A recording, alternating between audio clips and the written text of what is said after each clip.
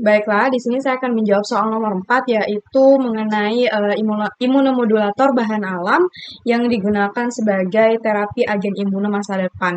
Jadi, beberapa tahapan itu perlu dilakukan dalam proses pengembangan agen imunomodulator terutama dari bahan alam, mulai dari proses ekstraksi bahan alam tersebut, kemudian pembuatan ekstraknya, kemudian juga dilakukan uji apakah benar terdapat aktivitas imunomodulator di dalam ekstrak bahan alam tersebut. Setelah itu akan dilakukan beberapa pengujian dan akhirnya bisa dibuat menjadi suatu produk bahan alam atau obat herbal. Nah, di mana salah satu contohnya itu adalah ekstrak meniran. Nah, di mana herba meniran atau ekstrak dari herba meniran ini sendiri itu dapat digunakan sebagai imunomodulator alami karena eh, ekstrak meniran ini itu mengandung senyawa flavonoid seperti quercetin, kemudian isoquercetin, astragalin, dan juga rutin yang berfungsi sebagai imunomodulator.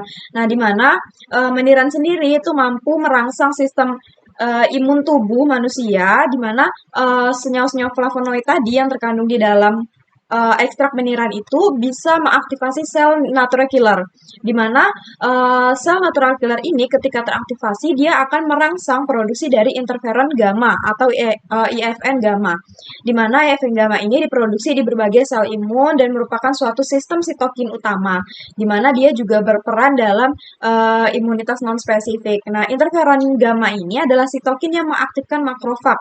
Nah, di mana sehingga makrofag ini akan mengalami peningkatan aktivitas fagositosis secara cepat dan efisien dalam menyingkirkan antigen. Nah, dalam salah satu jurnal mengenai pengujian aktivitas imunomodulator pada ekstrak meniran itu yang pertama dilakukan proses pengambilan sampel, kemudian dilakukan proses pembuatan ekstrak meniran, setelah itu dilakukan proses perencanaan dosis sesuai dengan bobot hewan uji, di mana bergantung pada penggunaan hewan uji apa yang akan digunakan, kemudian disesuaikan untuk menentukan variasi dosis berdasarkan bobot dari hewan uji, supaya kita bisa melihat di dosis manakah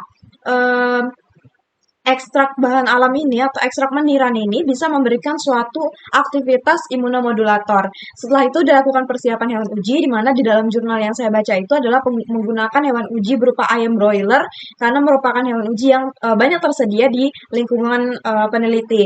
Kemudian selanjutnya dilakukan proses pembuatan larutan uji, di mana ini digunakan suspensi atau ekstrak meniran ini disuspensikan dalam NaCNC 0,5%. Setelah itu dilakukan proses pembuatan suspens karbon koloid dan dilakukan uji bersihan karbon dan juga dilakukan penentuan bobot limfa relatif. Kemudian yang terakhir adalah proses uji menentukan jumlah limfosit dengan menggunakan metode hapusan darah. Setelah itu dilakukan analisa data dan juga hasil dari percobaan beberapa uji tadi, yang mana ini akan menentukan aktivitas imunomodulator dari ekstrak meniran itu sendiri. Nah, di mana dari penelitian tersebut itu didapatkan hasil bahwa semakin tinggi dosis dari ekstrak etanol meniran ini yang diberikan kepada hewan uji tadi, itu bisa meningkatkan efek terhadap indeks fagositosis, kemudian bobot limfa relatif, dan juga jumlah sel limfosit. Di mana ketiga hal ini, indeks fagositosis, bobot limfa relatif, dan juga jumlah sel limfosit ini menunjukkan adanya aktivitas imunomodulator dari ekstrak meniran itu sendiri. Nah, di mana dalam penelitian tersebut peningkatan aktivitas imunomodulator dari ekstrak meniran ini terjadi pada dosis 10 mg per kilogram berat badan sampai dengan 300 mg per kilogram berat badan. Nah, kemudian setelah dilakukan uji tersebut, maka ekstrak meniran ini bisa kemudian dikembangkan menjadi suatu obat herbal yang memiliki aktivitas imunomodulator.